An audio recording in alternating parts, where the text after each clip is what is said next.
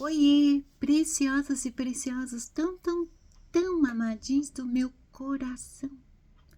Como é que vocês estão? Tudo bem? Como é que estamos de inverno adiantado? Já mencionei várias vezes, né, que as estações estão um tanto adiantadas. Nós percebemos isso nas florações, sejam de árvores frutíferas, seja de plantas comuns, né?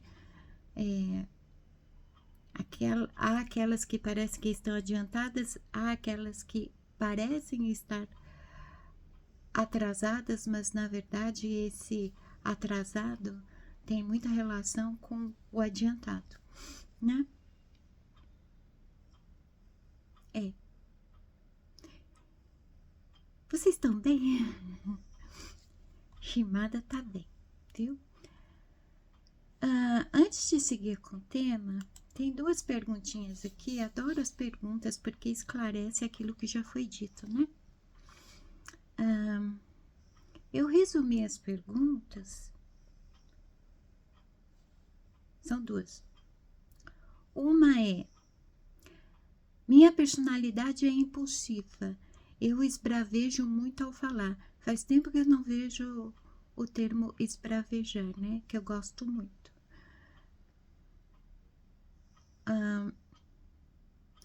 Uma pessoa que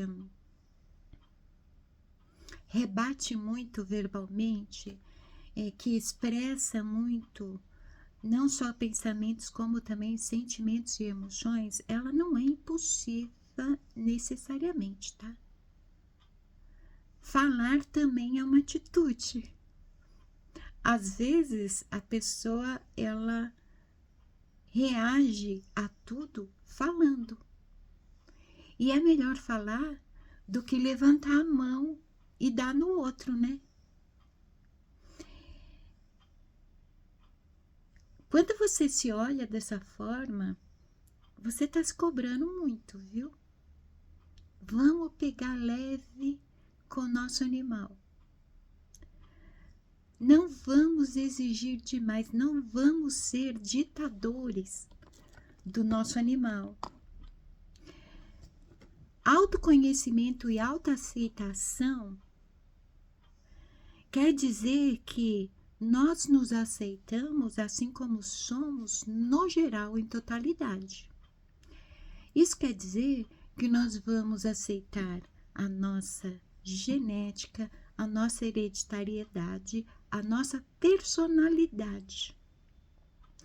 As pessoas que esbravejam muito, que reagem falando, estão mostrando uma característica de personalidade. Isso deve ser respeitado em vocês. Simples assim. Aliás, um dos últimos conselhos que eu dei para minha irmã, né? Eu notei que minha irmã passou um longo período sem esbravejar. A personalidade dela era exatamente assim. Pensamentos, emoções, sensações eram tudo expresso verbalmente. Isso era da personalidade dela e isso não deveria ser reprimido. Então, à primeira vista, eu achei que ela estava reprimindo uma característica nata dela. Não é bom para a pessoa que tem essa característica reprimir isso. O mínimo que você pode fazer é controlar, ter domínio sobre, assim como devemos ter domínio sobre tudo que nós manifestamos. Não é só nisso, né? Em tudo nós devemos conhecer nossos limites. Até onde é meu direito e a partir de onde começa o direito do outro. Se você reprime as manifestações de suas emoções e sentimentos, não vai te fazer bem. Nada do que é reprimido faz bem. Correto? Se o teu modo de extravasar, de exteriorizar, é esbravejar, é falar um montão, fale um montão. Aliás, é muito bom, porque normalmente as pessoas com essas características, se elas reprimem, elas vão passar a sentir algo semelhante à ansiedade, mas não é ansiedade, não. É uma inquietação a nível de falar entre os dentes. Quando resolve abrir a boca, parece uma metralhadora, né? Atira para todo lado, acaba falando que não deve para as pessoas erradas. Por quê? Reprime e quando solta, vai para qualquer direção. Não, você tem que ter o controle sobre isso. Você não tem que se anular em hipótese alguma. Se há um tipo de desvio, existem os profissionais adequados para ajudar. Mas quando é um traço da personalidade da pessoa, tá tudo bem. Tem pessoas que têm uns 5 minutos, tem pessoas que têm 10, tem pessoas que têm meia hora. E elas vão falar, vão esbravejar, vão colocar tudo para fora. E sim, todo mundo precisa exteriorizar. Verbalmente é até o modo mais pacífico, independente de como as coisas são ditas. É o modo mais pacífico. Você está no seu direito, no seu lugar, sem invadir o lugar do outro. Se o outro ouve ou não, é problema do outro, ok? Então, tá tudo bem, não se cobre. Aceite a sua personalidade. Como somos todos seres imperfeitos, nós temos que aprender a ter domínio sobre nós mesmos. Só isso, tá bom? A outra é uma pergunta que eu achei bastante interessante. Como é a colaboração animal e essência? Como conciliar? Não sei se foi no vídeo retrasado ou no outro, eu menciono algo sobre isso, né? Não é fácil conciliar essência e animal. Nós estamos inseridos num padrão de comportamento onde a dominância é do animal. Essa coisa impulsiva e instintiva. Os excessos na tua personalidade não representam impulso. Representam apenas como, em muito na nossa vida, como indivíduo, falta de equilíbrio. Tudo, em tudo, é necessário equilíbrio, né? Mas o animal é, por natureza, impulsivo e instintivo. E é complicado sair desse padrão, né? Hoje, na hora do almoço, meu filho mais novo ligou para mim, né? Quase todo dia ele faz vídeo chamada. Se eu não estiver lá, ele vai me ligar. E papo vai, papo vem. Ele estava me contando que ele tá com um carro automático. E é muito estranho. Por quê? Porque ele tá acostumado a dirigir o carro manual, né? Usando o câmbio manual. O câmbio automático é muito diferente. Mas é interessante que quem dirige o manual consegue dirigir o automático. Mas quem aprende a dirigir no automático tem dificuldades de dirigir no manual. O carro manual, ele é mais popular. Então, digamos que o carro popular manual represente o padrão. O padrão da maioria. A maioria das pessoas dirigem carros manuais. A minoria, ela dirige carros automáticos. Para quem está acostumado a um padrão, desaprender esse padrão para ir para outra funcionalidade é difícil. Tudo que é padrão é feito repetidamente, a ponto de nós entrarmos no automático. Quando mudamos o tipo de carro para um automático, o nosso automático não se adapta tão rápido. Ele vai se perder muitas vezes porque o padrão ainda está aqui no automático. Ao usar um carro automático, automaticamente nós vamos tentar dirigi-lo no modo padrão, manual. A essência com o animal é praticamente isso. Estamos acostumados a ter o animal na dominância. Para que ele deixe a dominância e essa dominância vá para a essência, é necessário um árduo trabalho, por isso o autoconhecimento. Se o animal é nosso maior inimigo, a estratégia, a melhor estratégia que é conhecer a fundo seu inimigo, não é? De repente, o seu inimigo se torna teu amigo, a colaboração, né? O animal, ele não vai querer deixar a dominância, porque através da dominância, ele consegue a satisfação imediata.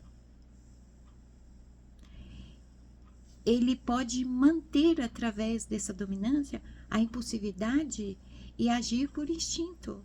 Ele é por instinto. Todo animal é. É claro que, a partir das escolhas,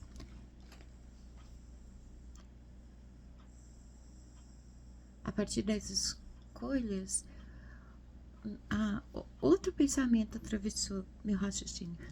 Através das escolhas, ele não segue o instinto natural de todo animal, né? Por exemplo, todos os animais, todos os seres vivos na natureza, eles possuem um trabalho de colaboração dentro da reintegração e da individuação, quer dizer, um faz parte de um todo. Uns colaboram para os ciclos dos outros. É um enorme ciclo da vida, onde a existência de um colabora para a existência do outro. O ser humano é o único que está fora disso. Por quê? Porque ele adquiriu o poder da escolha. Não é que os animais não podem escolher. A consciência animal, ela não é corrupta que nem a dos humanos. O instinto deles ainda é puro. O do ser humano, o instinto foi corrompido. E é uma longa história. Desculpa. Então, como conciliar? Através do autoconhecimento, você trabalha a colaboração mútua. A essência, ela cria estratégias para cativar. Não repara. Se vocês ouvirem a Lupita fungar, roncar ou suspirar, ela tá numa preguicinha gostosa, né, filha? Ai, seu bichinho caiu. Seu ursinho. Seu ursinho. Ela gosta de um ursinho rosa. Tá, seu bichinho. Então, lógico, tudo é um processo, tá? É um processo que não é fácil. Então, não entra nessa vibe de eu não estou conseguindo, é difícil para mim, eu não estou apto, nada a ver, é difícil mesmo. O processo longo e lento. E é longo porque é lento, né? Através do autoconhecimento, você desenvolve a colaboração. A questão dos hábitos, da prática, permite aquele momento em que você entra no automático, mas não dentro do padrão que foi imposto a você, dentro de um padrão que você desenvolve para si. Junto à individuação, onde você alcança a consciência de que você é um com o todo,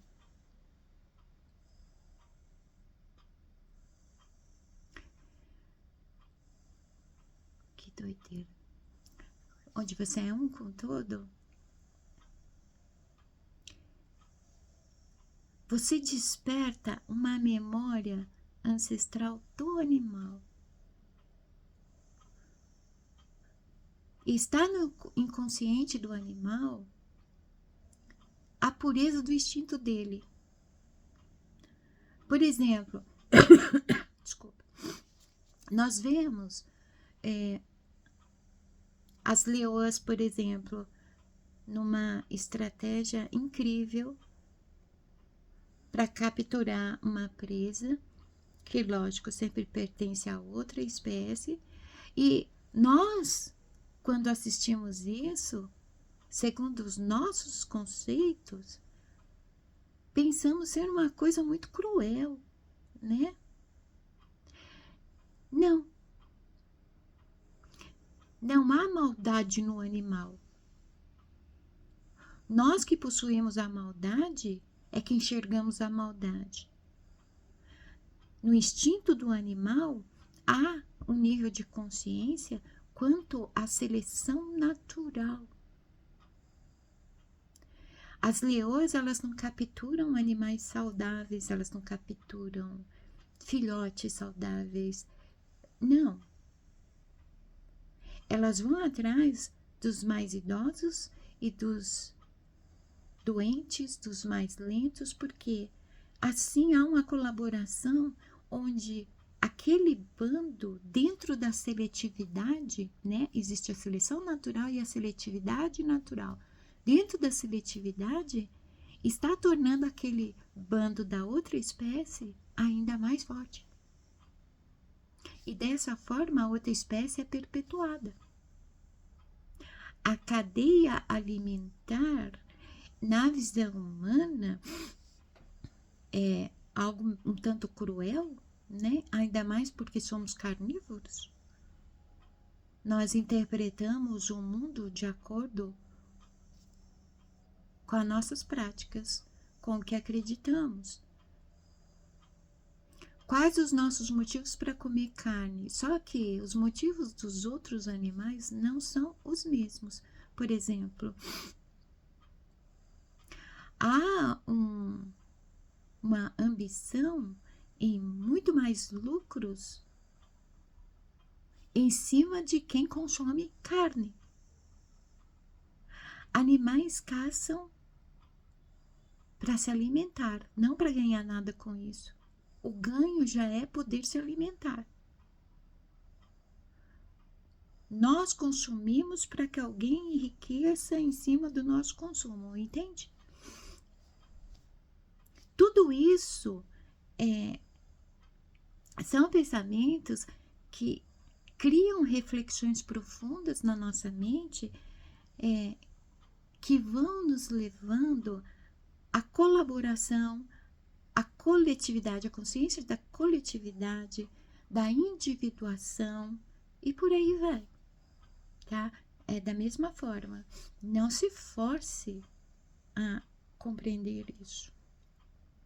A compreensão sobre colaboração e individuação exige que práticas de reintegração sejam feitas para que, aos poucos, no nosso tempo, no tempo de cada um, nós possamos compreender como tudo é de fato. Não basta simplesmente ficar repetindo o que a Shimada fala, entende? É preciso ter uma colaboração do animal com a essência. Tá, é preciso. Como que se consegue isso? Na prática. Não é com a força do pensamento fixo. Não é repetindo como se fosse um mantra. É na prática.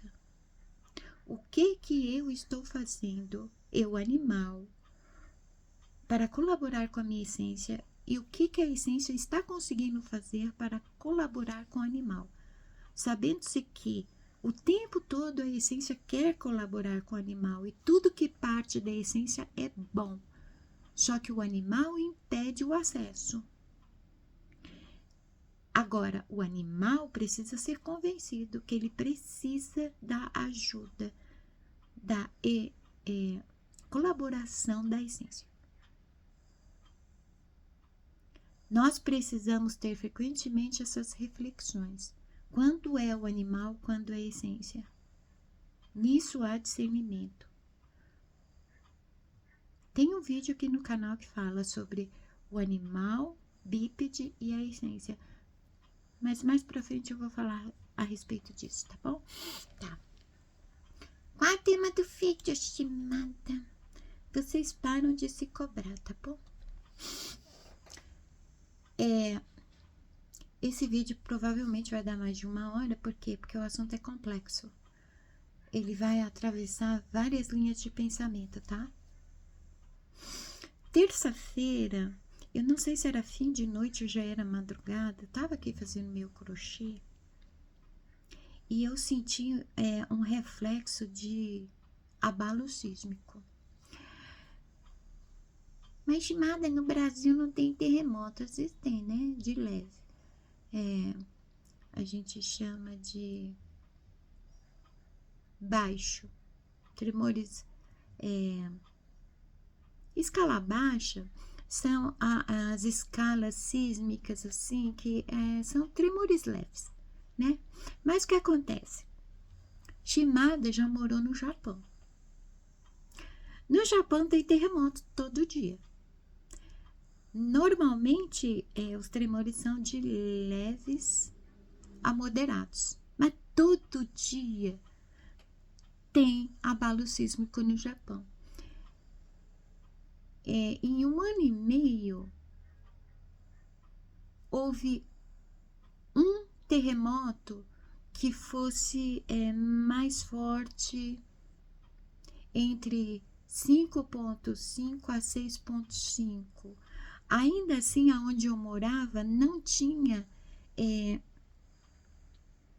pontos de abalo.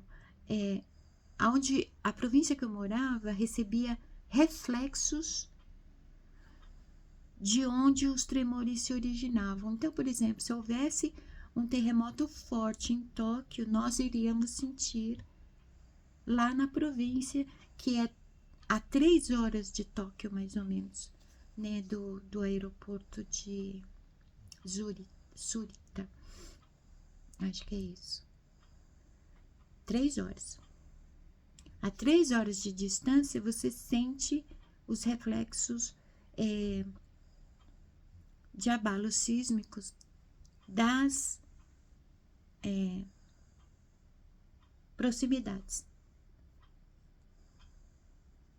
De 3 horas, de 4 horas de distância, né? O que acontece?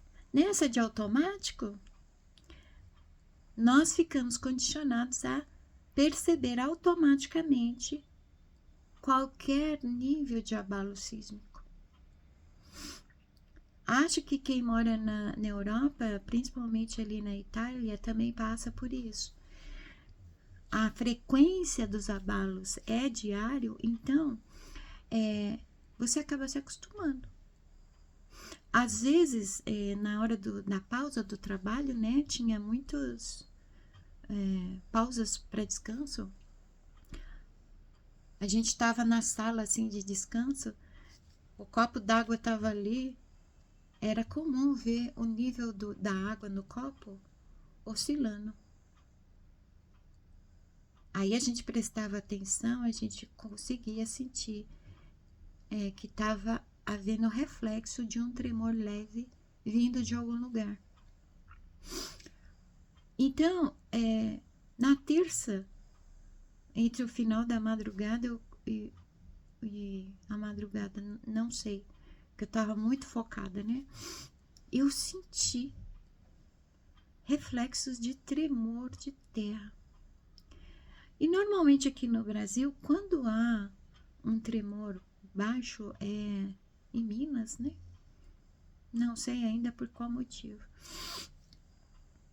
Eu estranhei, mas como eu estava tão focada no crochê, eu não fui verificar aonde estava acontecendo abalo.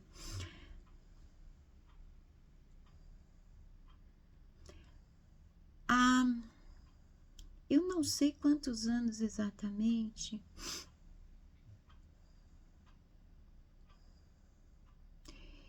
Eu acesso 2 sites. Um deles se chama Painel Global. O Painel Global é um site de monitoramento global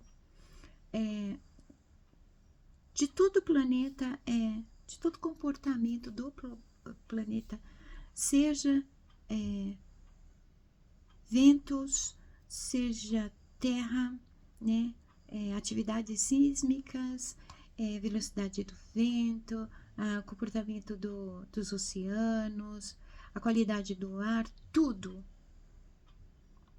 Nós podemos monitorar aqui neste planeta. A Shimada tem esse hábito há muitos anos. Por quê? Porque Shimada foi ativista ambiental, né? Como toda libriana, eu esmiuço, eu vou até o cerne de qualquer questão que me interessa. Quando o assunto é meio ambiente, eu procuro examinar absolutamente tudo, inclusive o que acontece com o planeta, o comportamento do planeta. Eu ainda não vi por que, né? Isso aconteceu comigo de terça para quarta. Eu não sei a que profundidade ainda. Tá difícil acessar aqui os dados, mas não sei de que profundidade veio esse abalo que aconteceu na Venezuela, que é considerado muito forte. 7,5 é muito forte. Passou disso, vai ser um desastre mesmo. 7,5, houve prédios desabando, mais que isso, imagino que pode acontecer, né? Simultaneamente, na quarta, houve também um tremor de terra no Japão, só que foi 6,5, forte. Mas não causa tantos danos que nem foi na Venezuela, ainda mais porque o Japão é um país preparado para essa ocorrência, visto que é diário, né? Visto que se trata de uma ilha. Então, é um país com suporte preparado para essas situações, diferente da Venezuela. Terremoto na Venezuela não é comum que nem no Japão, né? E o que está acontecendo? Eu vou deixar o link desse site aqui para vocês examinarem, dar uma olhadinha no mapa global e vocês terem uma compreensão melhor do que eu estou tentando dizer. Há muitos anos eu venho percebendo que exatamente nas áreas de fronteira das placas tectônicas há uma fileira de vulcões em atividade. Periodicamente, essas fileiras elas mudam. Há vezes que Esses vulcões estão nas fronteiras da placa das Filipinas, outras vezes nas placas australianas, na placa de Nazca, que é aqui na América do Sul, né? Ela separa os nossos vizinhos do nosso continente. Agora, na placa de Nazca, do sul ao norte da América do Sul, há 3 vulcões em atividade, exatamente próximos, para não dizer em cima, da fronteira da placa de Nazca com a placa sul-americana. Uma está do lado da outra, né? Desculpa. O Brasil, o mínimo que ele vai sentir são os reflexos, né? Porque além de ser um continente muito grande, ele está um tanto distante, assim, entre aspas, da fronteira da placa, mas também há muito território mais próximo das fronteiras, né? Quer dizer, quando o assunto é um abalo sísmico, a gente pode imaginar, por exemplo, uma onda de choque, uma onda de tremor. Dependendo aonde que é o ponto de origem do tremor, os nossos países absorvem o impacto do tremor. Então, no mínimo, os estados mais próximos da fronteira do país é que podem sentir os reflexos.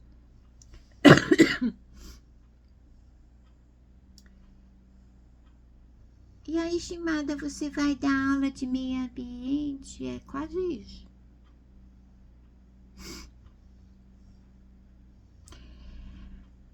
É normal os tremores, atividades nas fronteiras das placas tectônicas. Mas o que eu tenho observado há anos é a frequência e a localização dessas atividades. Principalmente porque é normal as placas ficarem se movendo e ter um nível de tremor. A questão é que justamente nessas áreas há uma cadeia de vulcões que também estão em atividades próximos das fronteiras das placas, e também há muita atividade climática. Por exemplo, 2 furacões, é furacão isso? Um tufão está agora no Japão, ou já acabou de passar, e há 2 furacões, eu acho, ali na placa das Filipinas, aonde hoje, foi hoje? Teve tremor.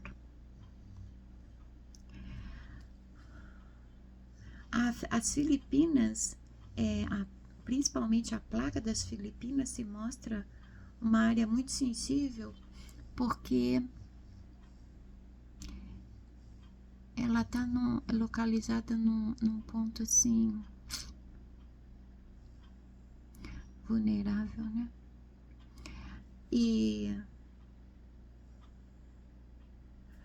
essa placa me chama a atenção desde o tsunami nas Filipinas, na Tailândia. Foi aí que eu comecei a observar o painel. Por quê?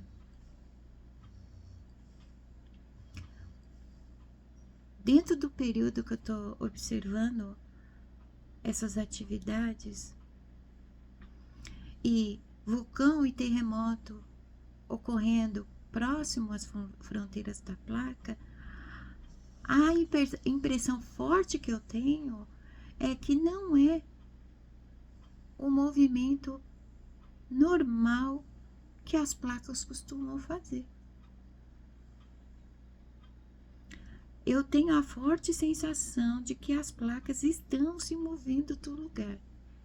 Esta é uma conversa que nenhum jornalismo, nenhum grupo científico, nem muito menos quem quer se promover com visualizações vai falar com vocês. Uma que isso não dá, esse papo não dá audiência, né? Falar do apocalipse, do aquecimento global, de que o planeta vai explodir por causa do calor intenso deste verão e que o inverno adiantado é reflexo disso, todo mundo se interessa de ouvir. Mas, quando você precisa refletir o comportamento do planeta hoje, ninguém quer saber. Mas como vocês são pessoas diferenciadas, possuem uma percepção viva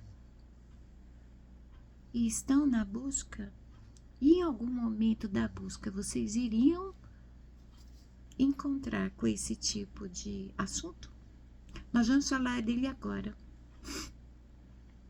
Por quê?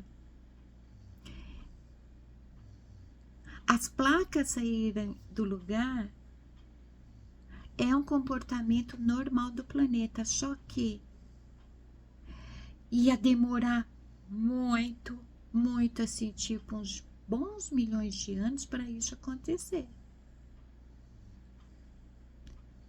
Sabe a Pangeia? Não existiu apenas a Pangeia foi a última, né? Antes da Pangeia, houveram muitos eventos onde as placas, elas se moveram e os continentes, eles se juntaram e depois se afastaram de novo. Essa atividade nas fronteiras, principalmente de 3 placas, é como se fosse o planeta dizendo assim: vocês vão continuar mexendo em mim, fazendo qualquer coisa, ou vocês vão acelerar algo que vocês não estão preparados? E no meu relógio biológico está previsto para daqui a muitos anos, muitas gerações.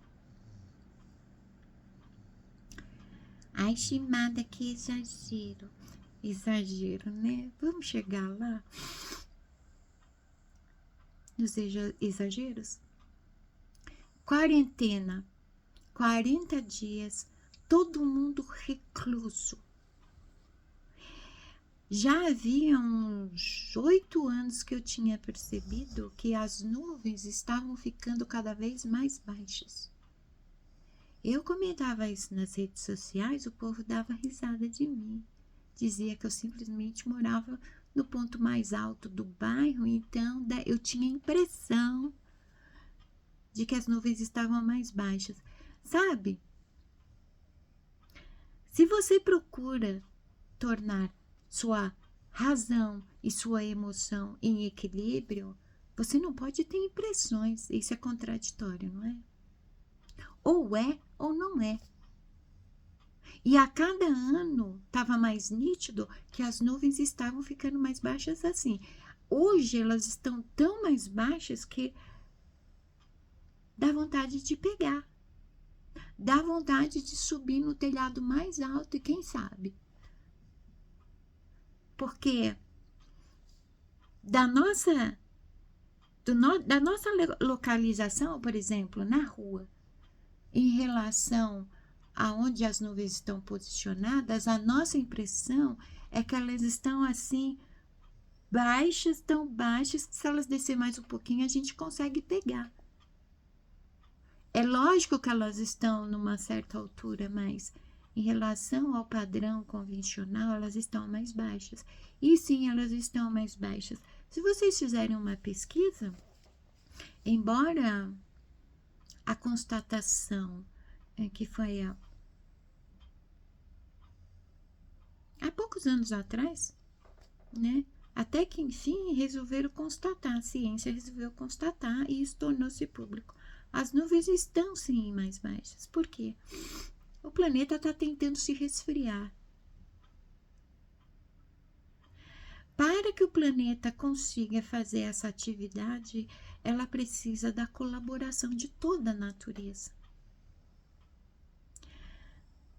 Tudo na natureza que se movimenta e favorece o surgimento de nuvens irá colaborar para o planeta para que ele execute essa ação. Porque o planeta está querendo se resfriar. A nossa presença criou o aquecimento global, né? Por quê? Tudo que a natureza faz é muito sutil, assim como as nuvens baixarem a cada ano. Todo mundo que eu pergunto para saber se as pessoas têm o hábito de olhar o céu, olhar pela janela, né? Eu costumo perguntar, você já notou que as nuvens estão mais baixas? Ninguém notou. Isso diz que elas não olham o céu, nem olham pela janela. E também não percebem o padrão de comportamento do planeta. O único que tem total permissão para trabalhar dentro do padrão, que é o padrão próprio, é o planeta e a natureza. Nós não. Nós não funcionamos no padrão, né? Por quê? Recebemos o direito de escolha. Enfim, durante a quarentena também, o céu, ele voltou a ser azul. Um azul lindo, um azul que não dá para definir. O céu ficou limpinho, não havia poluição. Havia mais pássaros, principalmente tráfico de pássaros. Todo o som externo era praticamente abafado por canto de pássaros. O silêncio externo também era uma coisa impressionante. O ar estava mais limpo, respirável. 40 dias onde o ser humano em todo o planeta foi proibido de circular. Houve uma mudança absurda na saúde do planeta. Sabe, o apocalipse não é uma vontade divina, é resultado da ação humana. E enquanto muita gente aí está conseguindo muita visualização, enchendo a cabeça das pessoas de medo, falando de apocalipse, ou falando que o aquecimento global é inevitável, ele vai acontecer, e a pessoa torce para que aconteça, para que ela não esteja errada, Shimada, ela não se fixa no apocalipse. Shimada estuda o Gênesis desde criança. Eu sou praticamente aficionada no Gênesis. Se alguém está achando que as respostas que o ser humano precisa estão no Apocalipse, desculpa, leva engano.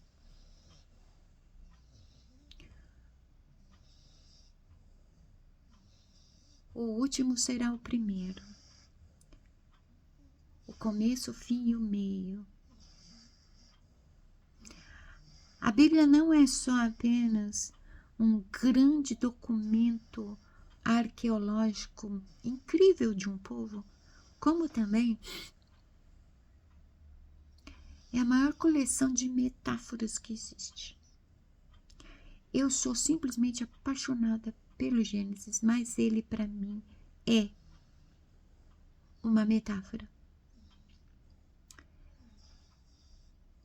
Tudo que o ser humano precisava saber está no Gênesis e não no Apocalipse. E é interessante, porque todo mundo que prega o Apocalipse determina que tudo que está escrito lá tem que acontecer só porque está na Sagrada Escritura. Se está escrito, assim é. Tem que acontecer porque está escrito. É nada. O mundo não vai acabar não, tá, gente? Sabe o mundo que vai acabar? Sociedade humana, civilização humana. Se as coisas continuarem do jeito que está, é isso que vai acontecer. O organismo do ser humano, seu sistema imunológico, não é mais capaz de suportar uma gripe ou um resfriado. O ser humano, ele está preparado para suportar uma mudança drástica no planeta? Não. A pessoa não consegue ficar um dia sem comer. Ela vai conseguir ficar 3 dias, uma semana? As pessoas não estão conseguindo ficar sem o celular delas. Elas vão conseguir ficar sem energia elétrica? Vivendo de fogo, como nas cavernas?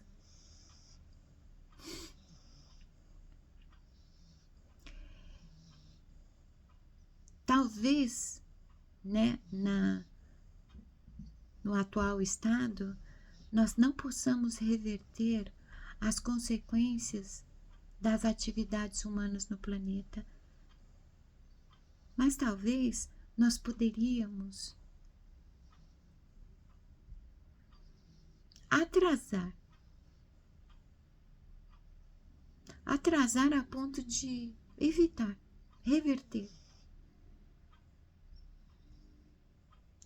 Nessa de que, porque está escrito, ninguém se atenta à responsabilidade de estar de passagem nesse planeta. Este planeta que de tão bom grado aceitou nos hospedar.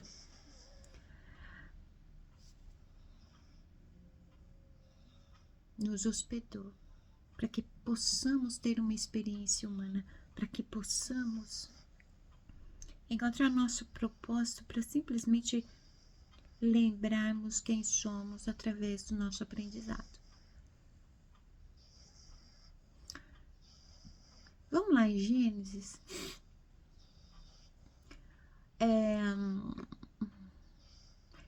Gênesis capítulo 2, versículo 35, está escrito: E tomou o Senhor Deus o homem e o pôs no jardim do Éden para o lavrar e o guardar. Eu sempre vou associar esse versículo a um capítulo lindo, maravilhoso,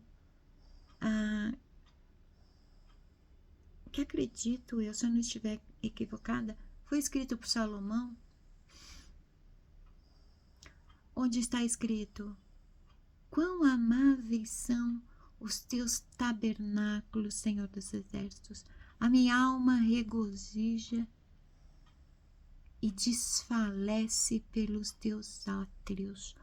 O pardal encontrou casa e andorinha ninho para si. Eu encontrei os teus altares, Senhor.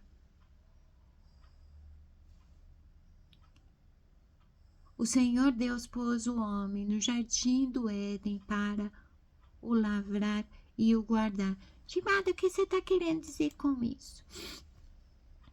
Em Gênesis, capítulo 1, versículo 26. E disse Deus: façamos o homem a nossa imagem, conforme a nossa semelhança, e domine sobre os peixes do mar, e sobre as aves do céu, e sobre o gado, e sobre toda a terra, e sobre todo réptil que se move sobre a terra.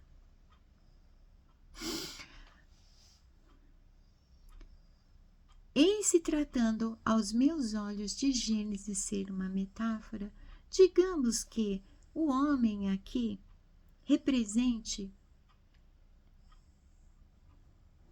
o animal bípede.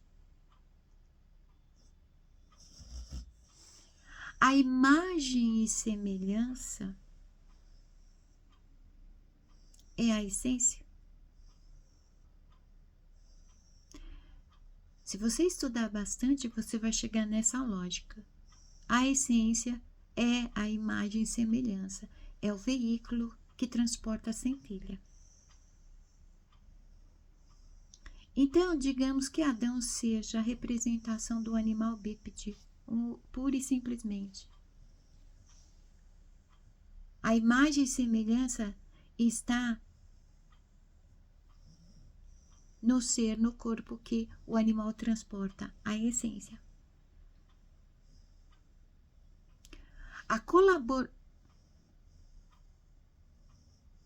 Nada é por acaso, né?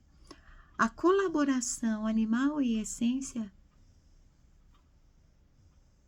permite que a essência tenha a dominância. Nós fomos colocados aqui para que a essência resgate a dominância sobre o animal.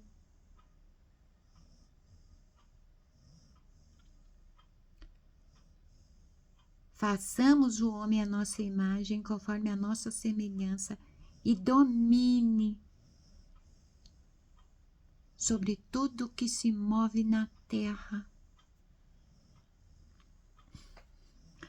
Como é que um animal que não tem controle sobre si mesmo pode dominar sobre alguma coisa?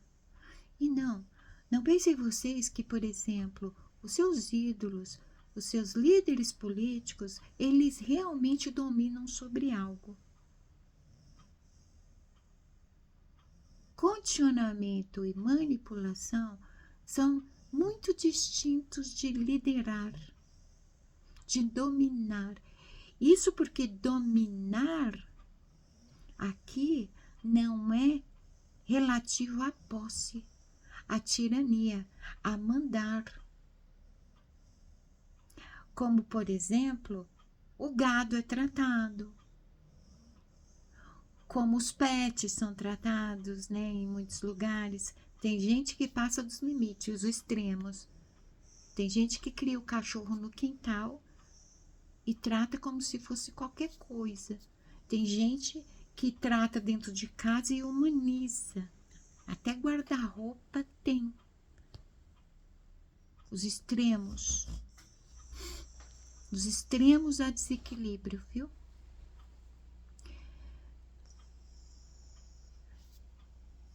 Se o ser humano ele não encontra o eixo de equilíbrio, se ele não compreende a colaboração mútua do animal com a essência, se ele não se lembra o que de verdade, o que de verdade ele é.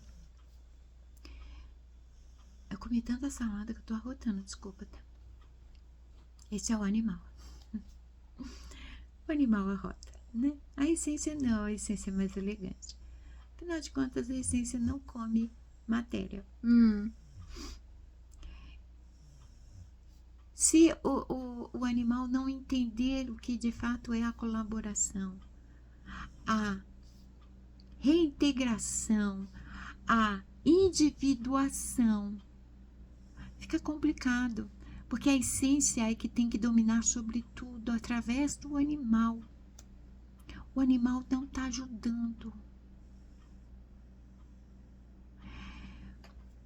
É aquele papinho que eu falei para vocês, né? Os torcedores japoneses em qualquer estádio do mundo sempre surpreende todo mundo, porque todo mundo já vai preparado com o seu saquinho de lixo. Vejam que os sacos de lixo que os japoneses usam, ele é de acordo com aqueles que são usados no Japão. Por exemplo, no Japão não é permitido usar saco preto. Os sacos têm que ser transparentes porque cada lixeira em cada ponto das ruas do Japão possui um zelador. Esse zelador vai verificar se todo mundo está colocando o lixo certo no dia certo. Se a pessoa não estiver colocando o lixo no dia certo, o lixo será devolvido na porta de quem colocou ele no dia errado.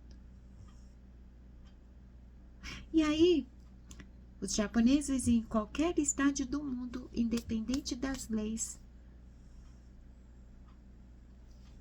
já vão preparados com seus saquinhos plásticos transparentes. E eles não ficam falando um para o outro: pra que a gente vai limpar? Não foi a gente que sujou? Eles limpam a área deles e depois que a área deles está limpa, aonde os olhos deles enxergar lixo, eles vão pegar o lixo e vão ensacar. Se eles acabar fazendo isso em toda arquibancada, eles vão fazer. Eles não querem saber se não foi eles que sujou. Eles simplesmente vão e limpam. Porque é o mínimo que se pode fazer para um planeta que a gente vive destruindo. As ações que degradam o meio ambiente são maiores do que aquelas que procuram reconstruir, recuperar, manter, guardar. Adão foi colocado no jardim para lavrar e guardar. Não é para derrubar a árvore. Não é para acabar com florestas, matas. Não é para poluir rios, córregos, riachos. É para lavrar este planeta e guardar. Mas Shimada está falando do Jardim do Éden. O Jardim do Éden é o lugar que papai descia todo santo dia para passear. Salomão disse: eu encontrei os teus altares. Papai ia frequentemente ao Éden, porque era como se fosse o refúgio dele, o santuário dele. Este planeta é o altar de papai, o santuário de papai, o jardim do Éden. Esqueçam o nome em Adão e Eva. É ser humano. Todo mundo lê esse versículo, lavrar e guardar a terra, como tipo latifúndio, né? Eu vou ser lavrador, eu vou ser agricultor e eu vou ter posse de uma terra. É assim que a mente humana processa as informações, porque está condicionada a isso, né? Mas esse versículo está dizendo que o pseudo primeiro homem foi colocado aqui para zelar do planeta.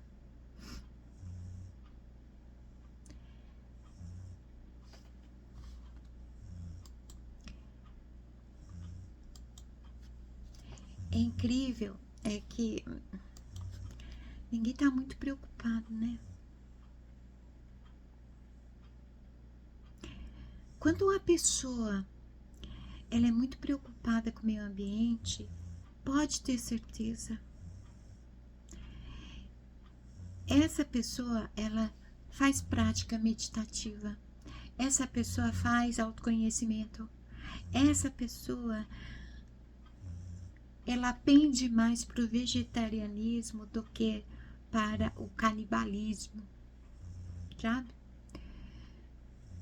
Desculpa, eu chamo os carnívoros de canibais porque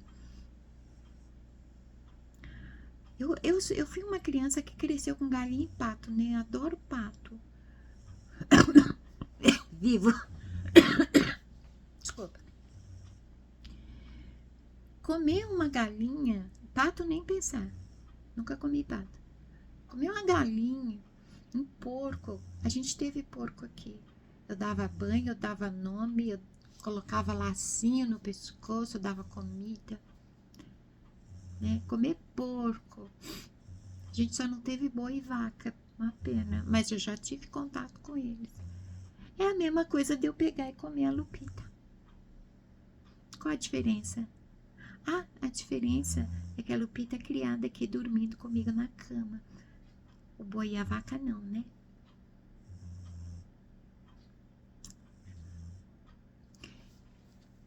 Isso porque em Gênesis está dizendo assim, que toda alma vivente, ou seja, todo ser vivo, deveria comer do fruto que dá semente. Não era para nós devorarmos os nossos irmãos, né? Sim. Eu condicionei meus filhos a ouvir da minha boca. Meus pets são irmãos deles. Toda vez que um filho meu chega aqui, eu viro para Lupita e falo: olha, o irmão chegou.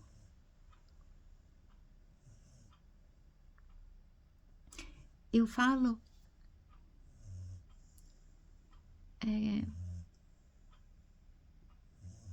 modestamente que eu sou a mãe dela, mas ela é minha irmã. A nossa comunicação prova que nós não somos muito diferentes, não. Sabe qual é a diferença? Ela é pura, eu não. O ser humano é corruptível. O ser humano se estraga e estraga tudo que está à sua volta, né? Então, eu acho interessante, é por isso que eu gosto de ateu, né? Ateu não acredita num Deus, mas acredita na vida. Ele não respeita Deus nenhum, ele quer que qualquer Deus se dane, mas ele respeita a vida. O único problema é que eles não sabem que a vida é Deus. Então, tipo,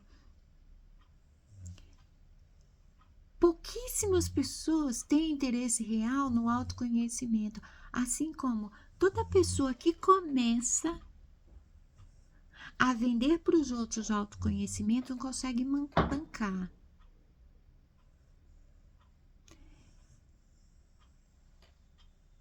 Pega no tranco, mas não segue. Sabe por quê? Para falar de autoconhecimento, você tem que fazer autoconhecimento todo dia, não acaba nunca. Para ouvir sobre autoconhecimento, você tem que pôr em prática, fazer autoconhecimento todo dia. E conforme você vai se conhecendo, não só a tua essência quanto o seu animal, você vai descobrindo que ambos possuem muitas conexões que vão além das nervosas. Matéria age sobre matéria. É interessante que, por exemplo, no monitoramento global, né, do comportamento do planeta, nós podemos observar que muitos comportamentos padrões, por exemplo, em relação às marés, às estações, correspondem ao movimento celeste de planetas. O todo em colaboração. É tipo os três mosqueteiros, um por todos e todos por um. Essa é a colaboração. É por isso que a Shimada falou mal de horóscopo. Fica ouvindo horóscopo todo dia. Todos os librianos ouvindo o mesmo horóscopo para seguir o mesmo padrão e continuar preso em padrões. Se você fizer autoconhecimento e se você faz astrologia, estuda horóscopo, com autoconhecimento você vai perceber que tudo isso aí não te serve de nada se você não chegar à individuação.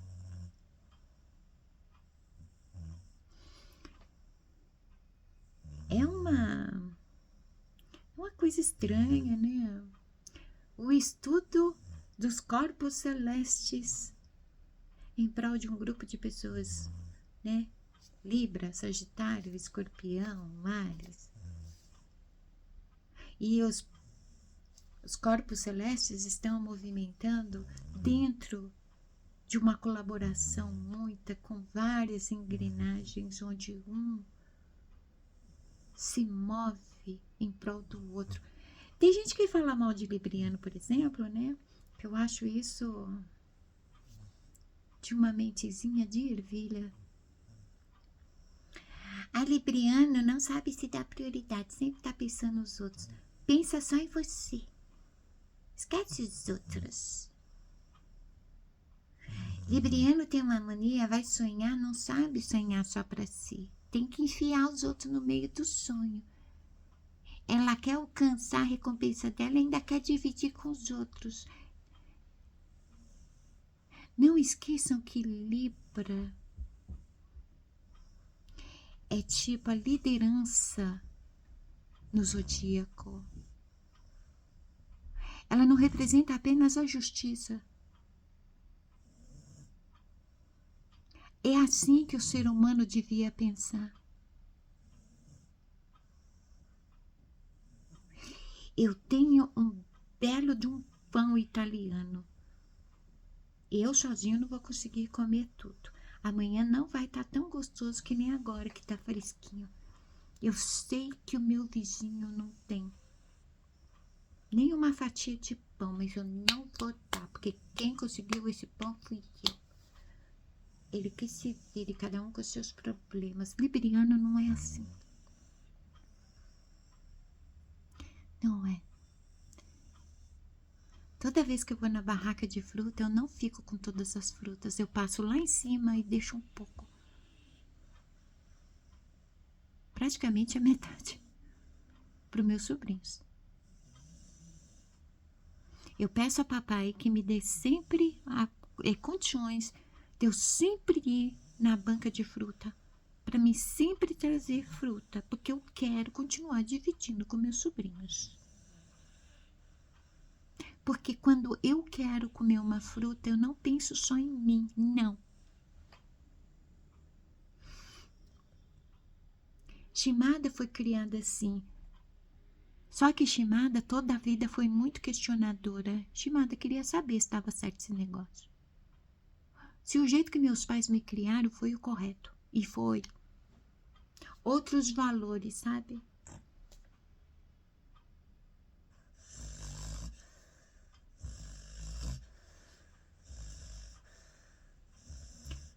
Eu não conseguiria comer um bichinho que ronca. Você conseguiria? O nosso porco, ele roncava.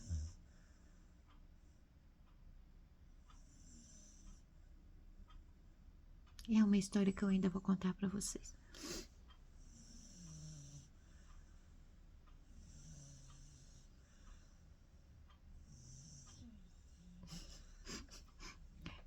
Ela ronca igual o irmão dela, o Rubens, meu filho mais novo.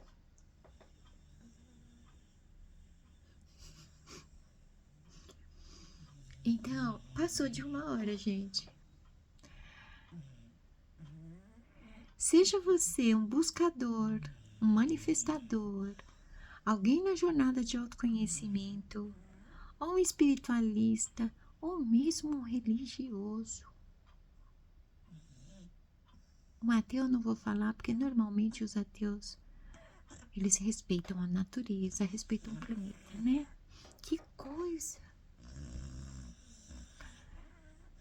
Todos, independente do caminho que segue. Se você é da espécie humana, você está aqui para lavrar e guardar o jardim. Este planeta é o próprio Éden. Este planeta é de suma importância para o todo. Tudo que existe na natureza não surgiu do nada aqui. Há colaboração de muitos tempos, muitas esferas. Há espécies de plantas, de animais que já existiram, que ainda existem, que são incomuns, que vocês não têm nem ideia. Só de bater o olho a gente percebe, não é daqui.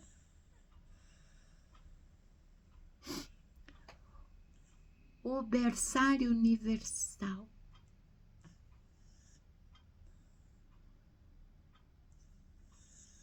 Tantas civilizações trabalhando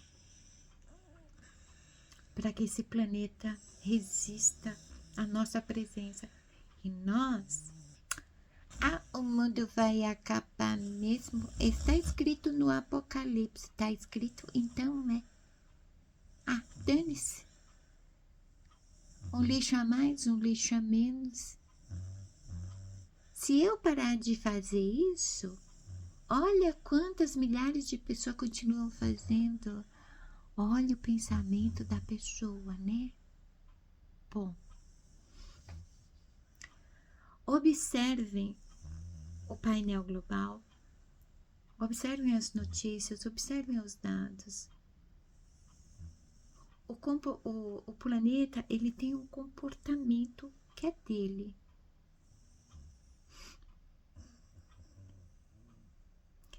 Imagina que toda a natureza compõe este corpo chamado planeta Terra, como se cada ser, cada alma vivente, cada plantinha, cada gota de orvalho fosse uma célula, um átomo, um glóbulo. Imagine que o planeta Terra ele seja apenas um órgão vital de um corpo muito gigantesco. Sim, foi isso mesmo que você pensou. Nós somos o vírus, a bactéria, a célula cancerígena, predadores. Por quê? O animal é destrutivo, autodestrutivo.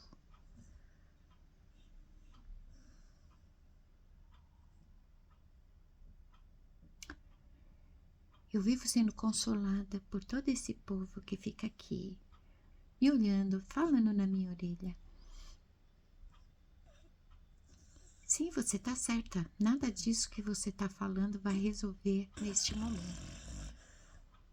Porque a maioria das pessoas só compreende quando elas sentem na pele. Olha o que aconteceu na pandemia. E elas ainda não entenderam. É mais fácil acreditar que a pandemia é um vírus de laboratório usado como arma do que acreditar no óbvio. Desculpa.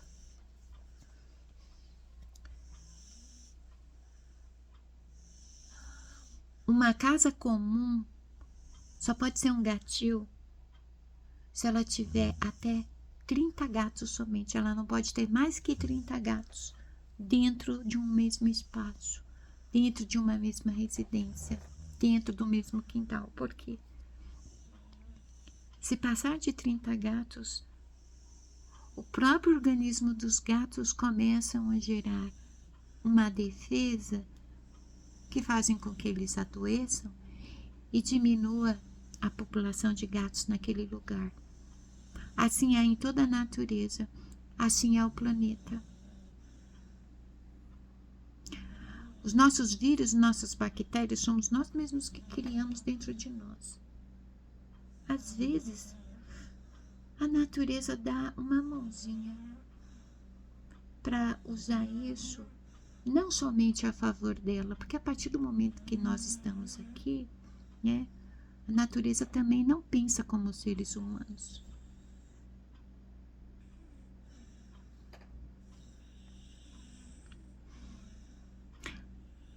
Uma das minhas frases frequentes nas minhas orações,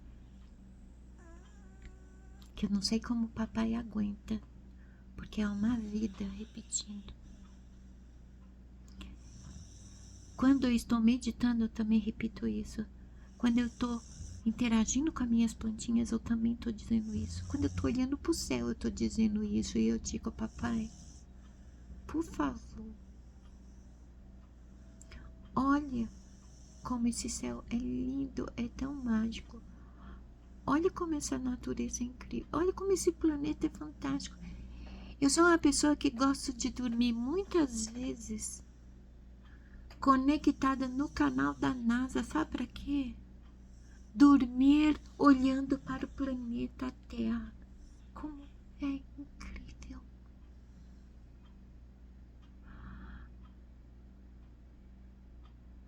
Não importa se foi papai ou não que fez tudo. Não tem problema acreditar que foi. A vida criou tudo que vive.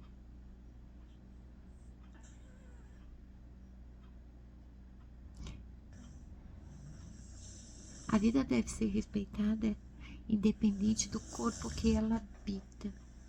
Seja uma pedra, seja um porco, seja um cachorro, seja um ser humano, né? Por quê? Tudo que está vivo possui a centelha divina. Tudo que está vivo é templo de papai.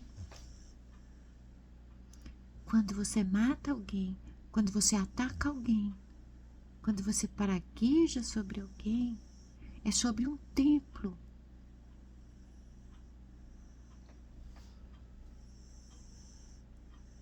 Eu sei que muitas vezes tem gente que dá vontade de esganar, tem gente que dá vontade de mandar pro raio que o parta, para repimpoca da parafuseta. Eu sei que tem gente que é difícil de conviver, de suportar, de tolerar, de ter paciência. Aí a gente faz o quê?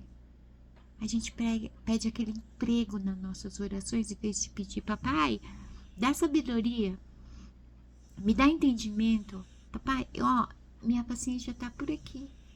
Eu tô aqui, ó. Tá aqui para me falar um montão, papai. Muda isso aqui dentro de mim, me esclarece. Para mim ser uma pessoa civilizada, porque senão eu vou dar um rodo naquela pessoa. Não, né? O ser humano é assim. Ai, gente.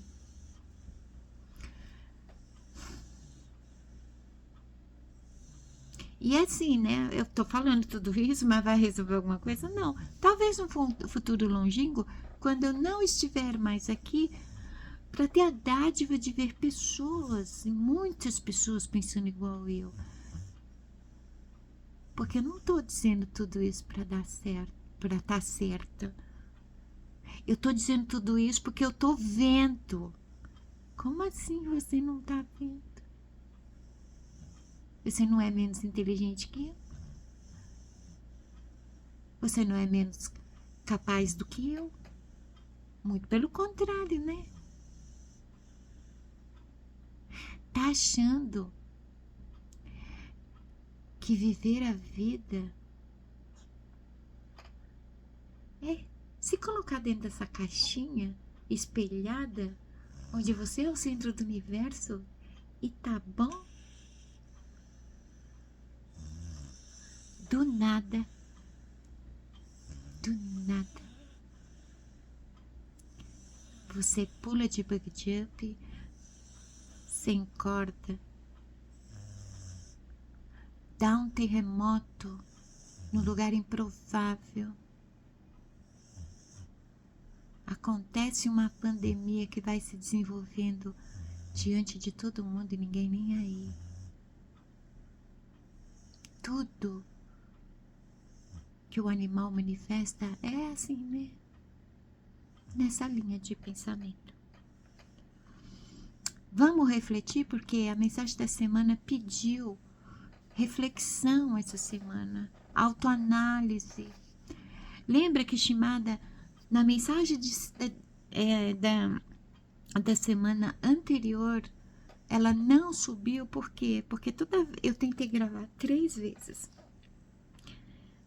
Não vinha a mensagem da semana, vinha um presságio ruim, coletivo. Eu não vou contar para vocês os presságios, né? Eu não tô aqui para isso. Não é sobre mim, não é sobre minhas capacidades, é sobre nós. A espécie humana. É sobre além da espécie. Desculpa. A espécie humana é um disfarce de todos nós, né? É sobre podermos voltar para casa. Aqui é só o berçário, o orfanato.